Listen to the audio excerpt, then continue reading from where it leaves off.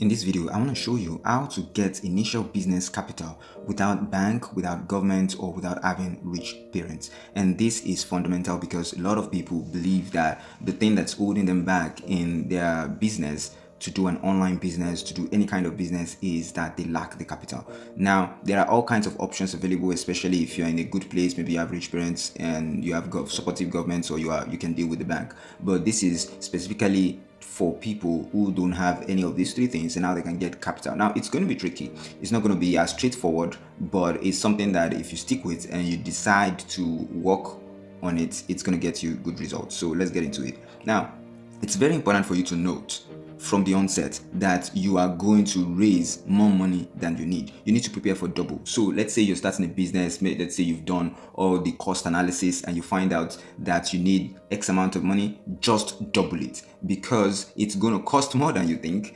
Things are going to be more expensive. Some things are going to take more time. You would have to pay for things that you didn't know that you would have to pay for. And that always happens every time. So whenever you want to raise money for business, prepare for double.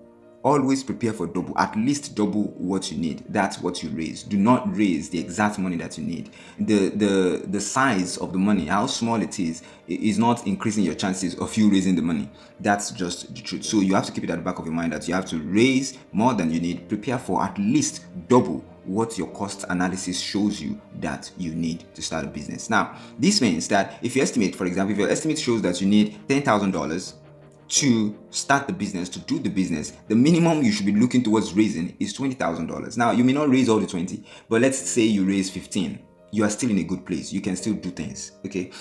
So that is the reason why you want to always raise more than you need, because eventually you would find out that it's going to take that much to get what you want. So keep that at the back of your mind and let's go. The fifth, we start from number 5. The fifth way of raising money is to loan money from people you have helped. And this is important. A lot of people talk about loaning money from friends and family. And from my experience and the experience of people I've seen and observed, I don't think that is a great idea. And it comes with a lot of heartaches, it comes with a lot of rejections, it destroys relationships and all of that. You want to avoid all of those things. The people that I think that you have a better chance of success with are people that you have helped. So the people that you have helped in some way or another, if you go to them and ask them for a loan, they would be more willing to give you the money. So people you have helped, those are the people you go to talk to about a loan, instead of just going to friends and family. Or you can talk to people that you've gone through hardships with, and this is something I find out that works. So for example, if you've gone through hardships with someone and maybe you went through a very tough situation together, maybe as business partners, as colleagues in something, and then you both came out on the other side successful or triumph, or maybe even the situation ended badly but both of you have moved on from there and then things are better now, those are the kinds of people that would be more prone to say, oh, okay, you need some money, because they feel that kindred spirits and they would want to deal with you. So those are the kinds of people that I would say that you can successfully loan money from. Number 4, crowdfunding. And there are all kinds of crowdfunding methods and systems, online and even offline. So, you have for startups, there are platforms like Start Engine, and you have for just personal use and things like that. You have places like GoFundMe, you have Kickstarter, you have Indiegogo. And those platforms enable you to raise capital from people, from everyday people, and also from anyone that would care to invest in whatever it is that you want to do. Now, they are not really investing, they are just giving or they are donating. So you might not be able to get a huge amount from there, but sometimes it's very good. Now, the best part of crowdfunding is that it gets people invested, because what people put their money in, they are invested emotionally in some way. So if you get people to put their money in, they would also be invested, interested in some way in what you are doing. So that's where crowdfunding really shines. If you need people's participation going forward, if they're going to be participating, crowdfunding is definitely one that you want to be doing. And also, the thing about crowdfunding is, when you do crowdfunding, don't just ask for money and say, oh, just give me money so that I can do this thing that I want to do, or I can do my passion, or I can do something.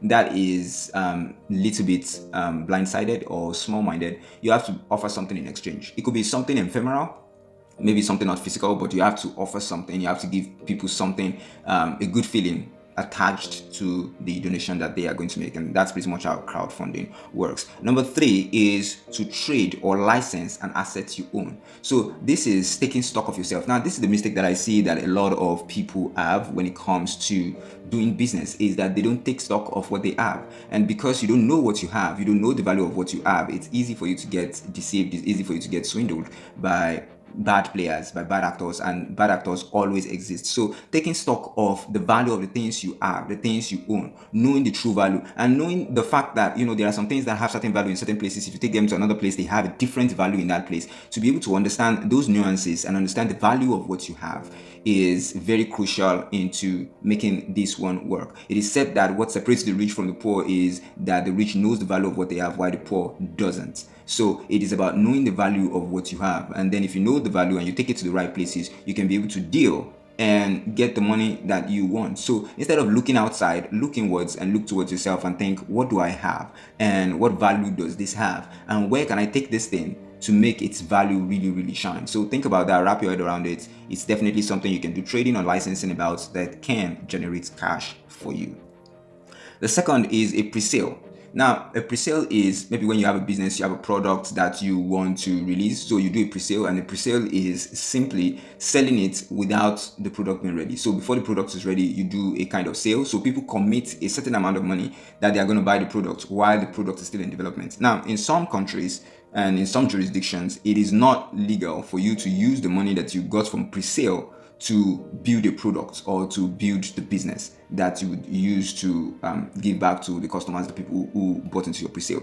But that doesn't mean that this doesn't work. So how this actually works is that when you do the pre-sale and you get a lot of interest, if the interest is so huge, for example, let's say you say you're going to make a particular kind of product and then you launch a pre-sale just for, let's say, $2 or $1 for people to register their interest. Now, if people pay that $2 and that $1 to register their interest, if the interest is substantial, you can now take that as data and go to some lending firms. Now, these are not banks, okay? Maybe banks won't listen to you, but you can go to lending firms, and lending firms exist everywhere. Now, their interest rate is going to be higher than that of banks, but if you really need money, you shouldn't care that much about the tiny bump in the interest rate that they're going to charge you. So you take that to lending firms and say, hey, I have this business, I have this product, I have these customers, and these are the people that have shown interest, they have shown buying interest, they are already invested in the pre-sale. Can you give me capital so that I can be able to build the products and sell the products to them? And lots of lending firms would be able to deal with you based on that. They'll be happy to lend you capital based on that, because it's their business to lend capital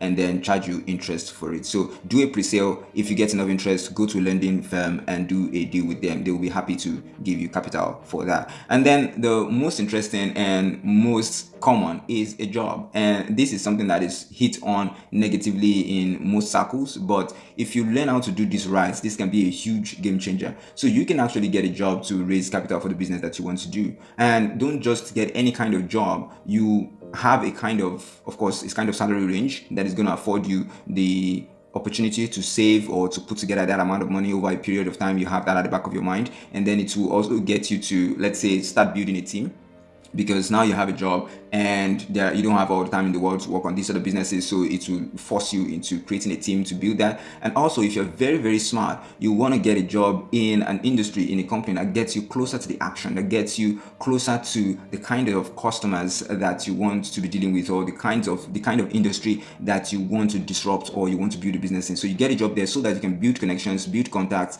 have a lot of leverage there, and know a lot more about that industry through your job, so that as you build your business, you would be a first name to be reckoned with, and you will know a lot about it, and you have a lot more information and head start over every other outsider that's trying to do business within that industry. So a job is actually a double-edged sword if used very well, because it can give you capital. If it's a very high, well-paying job, it can give you capital, and at the same time, it can also position you in a very interesting way to create something that would be an industry leader. Of course, you're not going to create something that is going to be a direct competition with your job, with your employer and what they're producing. So you don't get into that. You get into somewhere where you have a little bit more leeway, and they actually don't care that you are building something, that you are building the product that you're building, that you don't care about. They don't care about that. So that's the kind of atmosphere that you want to be in, and it has worked for a lot of people, and if done well, it can work for anyone, and it can definitely work for you.